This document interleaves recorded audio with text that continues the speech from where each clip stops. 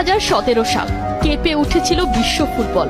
সব হিসেব নিকেশ শিখেই তুলে উলট পালট হয়ে গিয়েছিল পুরনো সব রেকর্ড। 222 মিলিয়ন ইউরো টাকার হিসেবে 2118 কোটি 53,442 টাকা। বার্সা টু পিএসজি, নেইমারের এই জার্নি নাম লিখিয়েছিল ইতিহাসের পাতায়। চাইল্ডহুড ড্রিমকে সত্যি করতে রিয়ালের লোভনীয় অফার ছেড়ে নেইমার বেছে নিয়েছিলেন বার্সেলোনাকে।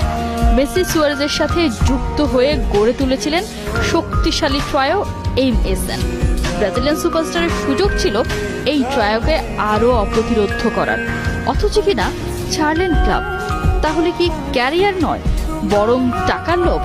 নেইমারকে নিয়ে চারিদিকে শুরু হয়ে যায় এমন সমালোচনা। এই ঘটনার কেটে গেছে 7 বছর।